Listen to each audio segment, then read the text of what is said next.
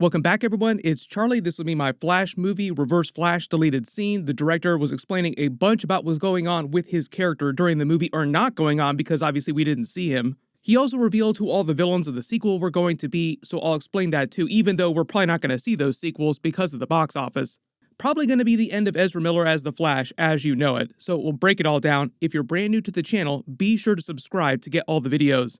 So early in the movie, we get a flashback with Barry to his younger self and to see the events of his mother's death. He's a little kid just hanging out with his mother. You notice he's wearing a Mystery Machine t-shirt, which is actually an Easter egg for James Gunn, even if they didn't intend it on purpose. Andy Muschietti probably didn't know that James Gunn was going to become his boss when they were filming this scene, because James Gunn wrote the original Scooby-Doo live-action movies. There are a couple Easter eggs for Reverse Flash early on here. He's wearing yellow. Also, the younger version of Barry from 10 years ago is wearing yellow throughout the movie for the most part. Then a short while later, when his father goes to get the can of tomatoes that his mother forgot, he's playing in his room, and all of a sudden it's dead silent, and you just hear his mother scream in terror, and they find her with the knife inside of her. A lot of people wondering who killed her, and the director confirmed it was supposed to be Reverse Flash, as a lot of us believed.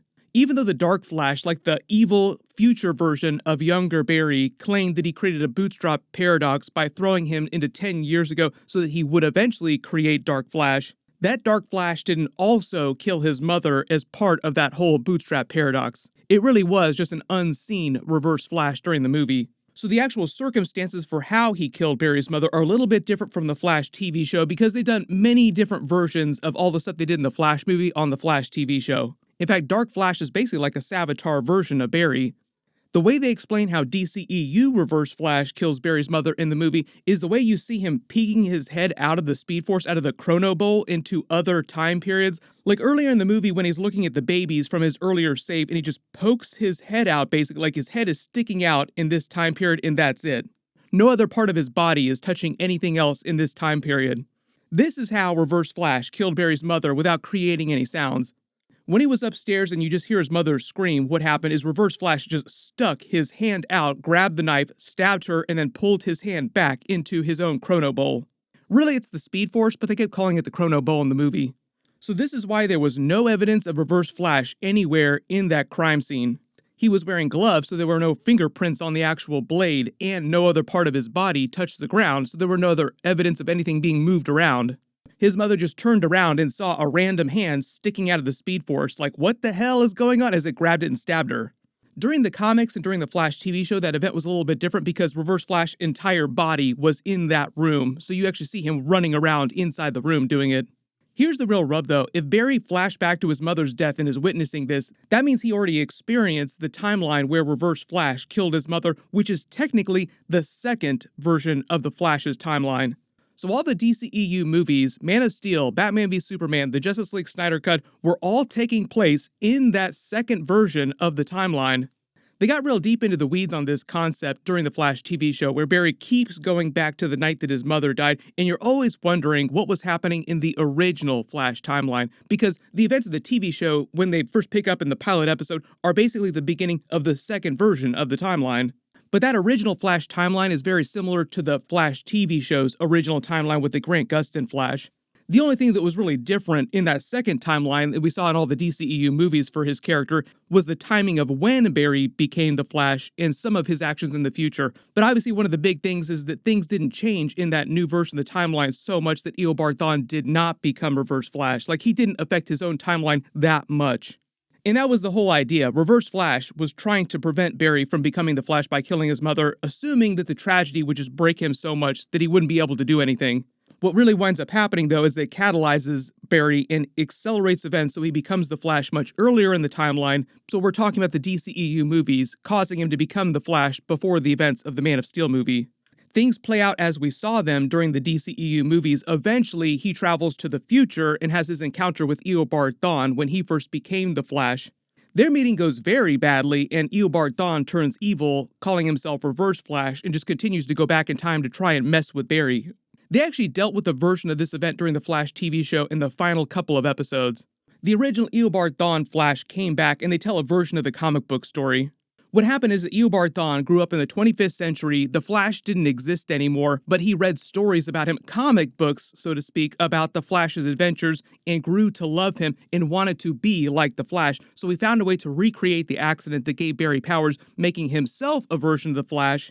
And during his very first attempt at using his powers to save a bunch of people, Barry inadvertently travels from the past to his timeline and winds up saving the people before Eobard Thawne can, and that just drives him to become evil. It was my turn. I was supposed to be the hero.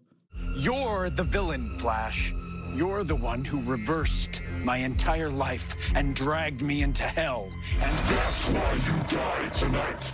There's also a version of this story where Reverse Flash also travels back into the past and goes to the Flash Museum and learns of his fate to become Professor Zoom. He learns that he's supposed to become a Flash villain. He then goes insane with the knowledge, and it winds up being a self-fulfilling type of prophecy where he sees his future and ultimately does things that lead to that future. During the Flashpoint version of events, he feels like he's found a way to change time so that things won't play out the same way without completely erasing himself from existence. And that winds up being killing Barry's mother. He turns into the world's worst toxic fanboy with superpowers like a Brightburn situation and vows to destroy Barry's life and just continues to try different methods over the years.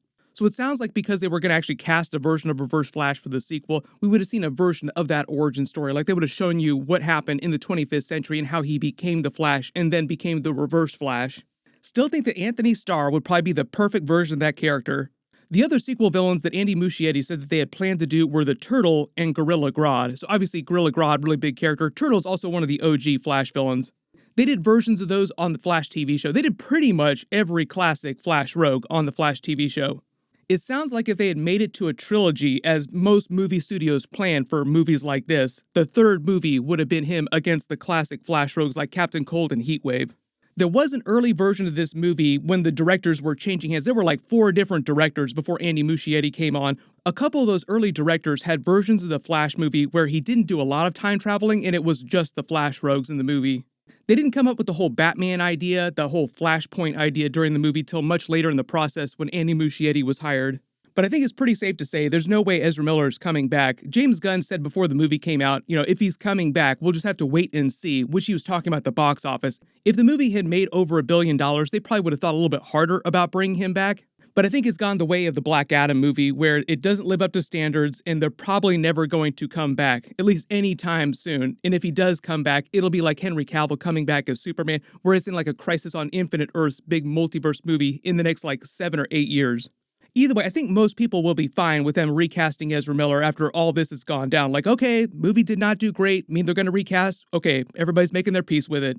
The other big thing they revealed, too, is that there was a live-action Batman Beyond movie that they were developing for Michael Keaton, and it was dependent on the box office of the Flash movie. Had it been big enough, Michael Uslan, who's one of the producers that's been on the Batman movie since the original Batman 1989 movie, has a son who claimed to Kevin Smith, as he says, that there was a Batman Beyond movie that they were going to make if the Flash movie made enough money. I did a video about this live-action Batman Beyond movie a little while ago, but the whole idea is that most people believe that when James Gunn was hired and rebooted DC movies or decided to reboot DC movies, that's when they canceled that live-action Batman Beyond movie.